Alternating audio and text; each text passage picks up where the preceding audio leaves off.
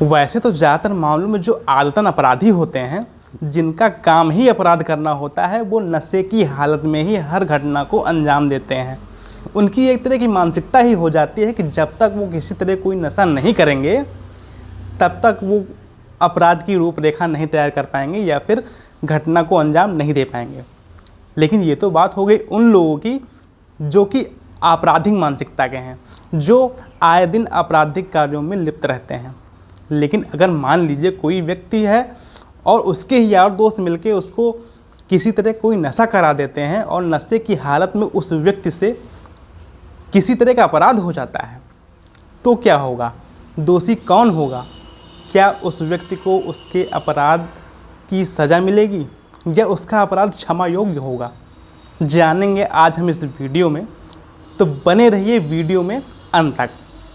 अगर आप हमारे चैनल पे नए हैं, पहली बार हमारी वीडियो देख रहे हैं, तो चैनल को सब्सक्राइब करके नोटिफिकेशन बेल ऑन करना बिल्कुल भी ना भूलें। तो without wasting time, let's start.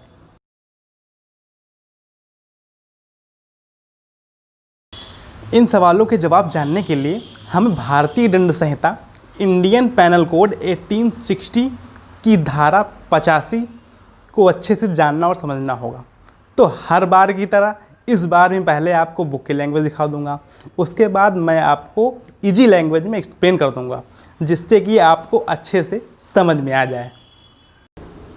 Section 85, ऐसे व्यक्ति का कार्य जो अपने इच्छा के विरुद्ध मत्ता में होने के कारण निर्णय पर पहुंचने में असमर्थ है।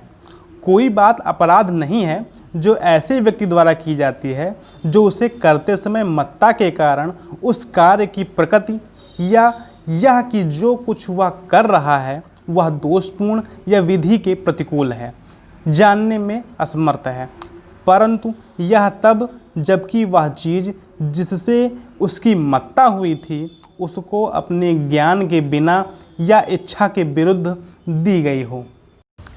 ये तो हो गई बुक की लैंग्वेज। अब इसको थोड़ा इजी वे में समझते हैं।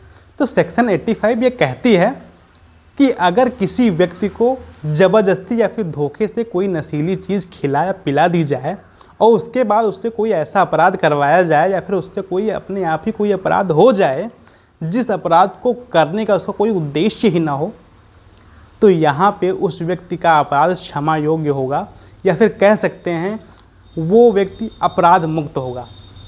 यानी कि उस व्यक्ति पर कोई भी चार्ज नहीं लगेगा और ना ही उसे कोई सज़ा मिलेगी। लेकिन इस तरह के अपराधों में साक्ष्यों के लिए दो बातें नोटिस की जाती हैं।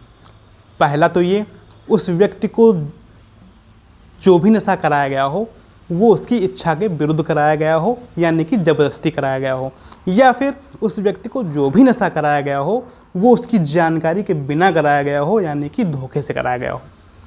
दूसरी बात ये कि आरोपी इतना ज़्यादा नशे में हो कि वो ये भी समझने में असमर्थ हो कि वो जो कुछ कर रहा है वो सही भी है या फिर गलत है।